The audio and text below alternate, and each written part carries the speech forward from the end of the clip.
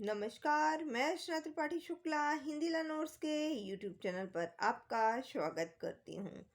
आज मैं टॉट का एक नया सब्जेक्ट फिर से लेकर के आ गई हूँ। टॉट के नए विषय पे आ गई हूँ। ठंड बहुत हो रही है तो आप लोग घर में बैठे रहिए और अपना स्टडी करते रहिए, ऑनलाइन करते रहिए या फ़ोन के माध्यम से करते रहिए। अगर जो बच्चे स्कूल जा रहे हैं तो वह अपना कॉलेज या स्कूल जहाँ भी जा रहे हैं तो उस अकॉर्डिंग अपना पढ़ाई करते रहिए। ठंड की वजह से अपनी पढ़ाई बिल्कुल मत बंद कीजिए और जैसे टाइम मिले आप अपना पढ़ाई करते रहिए। आज हम आपको अपकृत्य विधि यानी कि टॉर्ट जो है उसका एक नया टॉपिक जो कि स्टार्ट होने जा रहा है वह मैं आपको बता देती हूँ कि आज हम कौन सा टॉपिक स्टार्ट करेंगे, क्योंकि ठंडी बहुत है और ठंडी के साथ साथ हमें पढ़ाई भी करनी है। हमें वीडियो भी लगातार देखते रहना है जिससे कि अपकृत्य विधि जो है वह आपका वह पूरा आपका कंप्लीट हो जाए, इसमें कोई डाउट नहीं रहे। अगर कोई डाउट आपको होता है तो आप हमें कमेंट कीजिए, हम आपके डाउट को क्लियर करेंगे। ठीक है, आज हम आ जाते हैं अपकृत्य विधि का उद्भव और विकास की बात हम इस टॉपिक पे करेंगे कि अपकृत्य विधि का उद्भव कहाँ से हुआ, यानी कि अपकृत्य विधि आई कहाँ से, इसका विकास कहाँ से हुआ। आपको बताते हैं कि भारत में जो अपकृत्य विधि है उसका उद्भव का इतिहास जो है वह 1726 के चार्टर से हुआ था। सन 1726 के चार्टर के अंतर्गत कलकत्ता, बम्बई, मद्रास के प्रेसिडेंट नगरों में जो है वे आंग्ल न्यायालयों की स्थापना की गई, यानी कि इंग्लिश कोर्ट की स्थापना की गई, जिन्हें मेयर कोर्ट्स के नाम से भी जाना जाता था। ये न्यायालय कॉमन लॉ के अधीन कार्य करते थे।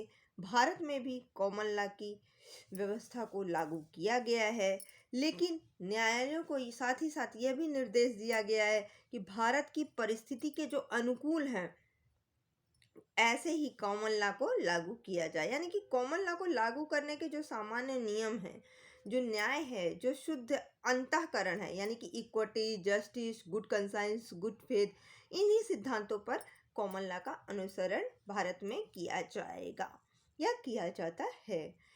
अपकृत्य विधि की अगर हम बात करें तो अपकृत्य विधि में भी कॉमन लॉ का एक अभिन्न अंग माना जाता है, यानी कि अपकृत्य विधि जो है वह भी कॉमन लॉ से रिलेटेड ही है। भारत में इसे इसी संदर्भ में लागू किया गया था, लेकिन इसमें क्या क्या कि ये ध्यान में रखा जाता था कि ये भारतीय परिवेश के अनुरूप ही है, यानी कि भारत की परिस्थितियाँ, रीति रिवाज या परंपरा के अनुरूप इसको भारत में लागू किया गया था। इसका बहुत अच्छा केस लॉ है एक बघेला बनाम मोदीन का। यह केस है आपका 1887 ईस्वी का केस है। इसमें क्या हुआ था कि इसके मामले में यह अभिनिर्धारित किया गया था कि जो साम्य, न्याय एवं शुद्ध अंतःकरण के सिद्धांत है, यानी कि equity, justice and good conscience का जो सिद्धांत है, इसका जो अर्थ है वह इंग्लैंड की सामान्य विधि के नियमों के अनुसार लगाया जाए, किंतु भारत की परिस्थितियों एवं रीति रिवाज के अनुरूप ही यह कार्य किया जाए। आगे चल के इसी केस लॉ को एक नवल किशोर बनाम रामेश्वरम के मामले में दर्शाया गया। उसमें कहा गया कि जो इंग्लैंड की अपकृत्य विधि है उसके जो नियम हैं उसको भारतीय परिवेश में अर्थात यहाँ की परंपराओं, रीति रिवाज और परंपरा के अनुरूप लागू किया जाना चाहिए। जैसा कि आप सबको पता है कि जो हमारा संविधान है, जो चीज़ें हमारे यहाँ जो रूल्स रेगुलेशन लॉ बनाया गया है वह किसी ना किसी देश को थोड़ा थोड़ा हम लोगों ने देख देख के अपने यहाँ के नियम कानून बनाए हैं। तो जो अपकृत्य विधि है यानी कि टॉर्ट है, ये ज़्यादातर इंग्लैंड से हम लोगों ने लिया है। जो इंग्लैंड के रूल्स और रेगुलेशन थे उसको हमने इंडिया में फॉलो अप करने की कोशिश की है। तो भाई अब इंग्लैंड के जो रूल्स रेगुलेशन है प्रॉपर तो इंडिया में फॉलो नहीं कर सकते हो, तो उसको इंडियन कल्चर के अनुरूप जो है उसको बनाने की ज़रूरत पड़ी। तो वही दोनों केस लॉ में यही बताया गया है कि जो भी रूल्स रेगुलेशन है, जो साम्य, शुद्ध और शुद्ध अंतःकरण का जो सिद्धांत है, यानी कि इक्विटी का सिद्धांत है, जस्टिस का सिद्धांत है या गुड कंसाइज का सिद्धांत है, तो ये जो सभी सिद्धांत हैं यह भारत के प्रकृति के अनुसार, भारत की परंपरा के अनुसार, भारत के रीति रिवाज के अनुसार ही लागू किया जाना चाहिए। यानी कि आप वहाँ से लेके आओ बट उसको अपने अनुरूप बना लो। जैसे कि हम देखते नहीं है, कोई कहीं का रहने वाला होता है और वह दूसरी जगह जाता है तो कुछ अपने यहाँ का कल्चर ले लेता है, कुछ जो है जहाँ पर पहुँचता है वहाँ का कल्चर ले लेता है और मिक्सअप कर लेता है अपने अकॉर्डिंग, जो उसको ठीक लगता है। यानी कि जो सरलतम रखता है, जो चीज़ आप अच्छे से अपना सको, जो अच्छी भी हो, जो आपके लिए अच्छी हो, जो समाज के लिए अच्छी हो, आप उसको धीरे से मिक्स करके उस टाइप से काम कर लेते हो। तो सेम चीज़ यहाँ बताई गई है कि भाई ठीक है, आप वहाँ की जो अपकृत्य विधि की जो नियम कानून है उसको आप लेके आओ बट उसको इंडियन कल्चर के अनुसार ढाल दो। यही दोनों के श्लोक में बताया गया है। ठीक है, अब भारत में जो अपकृत्य विधि है उसका प्रयोज्यता जो है वह आंग्ल विधि की देन है, यानी कि इंग्लिश लॉ की देन है।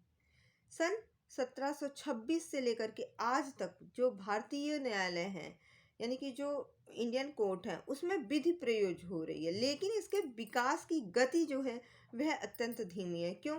क्योंकि हम लोगों ने इंग्लैंड से ले तो लिया है, बाहर लोग देशों से ले तो लिया है, परंतु अब हम उसमें क्या चेंजमेंट करें, क्या एडिटिंग करें, कैसे इसको और सुचारू रूप से सही से बनाएं, तो यह सही से नहीं हो पा रहा है। अभी भी हम लोग इस पर काम कर रहे हैं।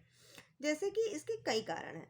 जैसे विधि का संहिताबद्ध, यानी कि कोडिफाइड ही नहीं है विधि, विधि संहिताबद्ध ही नहीं हो पा रही है, तो इस वजह से भी इसका विकास नहीं हो पा रहा है। विधि की अनभिज्ञता, यानी कि लॉ का हमें पता ही नहीं है कि लॉ क्या होता है, इसमें कैसे क्या लॉ का प्रयोग होगा, यानी इग्नोरेंस ऑफ लॉ है, तो इस वजह से भी इसका विकास नहीं हो पा रहा है। हमारे यहाँ पॉवर्टी है, निर्धनता है, लोग केस ही नहीं करना चाहते हैं, लोगों को पता ही नहीं है, लोगों ने स्टडी ही नहीं की है, तो इस वजह से भी नहीं हो पा रहा है। उसके बाद राजनीतिक इच्छा शक्ति का अभाव। भैया राजनेता जो हैं वे अपने अपने बारे में सोच रहे हैं कि हम कैसे इस बार इलेक्शन में जीतेंगे, हम कैसे जीतेंगे, सामने वाले को हम कितना जलील कर दें, सामने वाले की हम कितनी बुराई बता दें। अच्छा किसी को कुछ नहीं करना है, सब यही चाह रहे हैं कि हमारी सरकार इतने दिन चल जाए, कैसे भी चल जाए, और हम आगे भी जीते जाएं। लॉ में क्या परिवर्तन होने वाला है, कैसे हम समाज का निर्माण करें, हम समाज के लिए कितना आगे जा सकते हैं, हम समाज के लिए क्या कर सकते हैं, नहीं करना, किसी को नहीं करना। तो जो राजनीतिक इच्छा शक्ति है वह भी नहीं होने के कारण जो है इसका विकास नहीं हो पा रहा है। इसके साथ का विलंबकारी न्याय व्यवस्था की वजह से, हमने कोर्ट में केस किया, वह पता चल रहा है आदमी मर गया, केस अभी तक चल ही रहा है, उस केस का कोई निपटारा ही नहीं हुआ, वह केस अभी भी पेंडिंग है, दो दो तीन तीन पुश्तें केस लड़ रही हैं, समय में बर्बादी हो रही है, पैसे की बर्बादी हो रही है, और केस का कोई न्याय व्यवस्था सुचारू रूप से नहीं चल रही है, तो इस वजह से भी दिक्कत हो रही है। यानी कि इस वजह से भी जो लॉ है वो प्रॉपर लागू नहीं हो पा रहा है। आज की वीडियो को हम यहीं तक रखते हैं, नेक्स्ट वीडियो में हम आपको इसके आगे का टॉपिक बताएंगे। अगर आपको हमारी वीडियो पसंद आई हो तो प्लीज़ लाइक कीजिएगा, सब्सक्राइब कीजिएगा, कमेंट करना बिल्कुल मत भूलिएगा। हमें, आप जितने लोग हमारी वीडियो देख रहे हैं, हमें सभी के कमेंट चाहिए, अच्छे या बुरे। अगर आपको वीडियो पसंद आई हो तो भी कमेंट कीजिएगा, वीडियो नहीं पसंद आई है तो किस लिए नहीं पसंद आई है आप वो भी मुझे बताइएगा। आगे कोशिश करूँगी कि आपके अनुरूप मैं आपको अच्छी सी वीडियो दे सकूँ। धन्यवाद।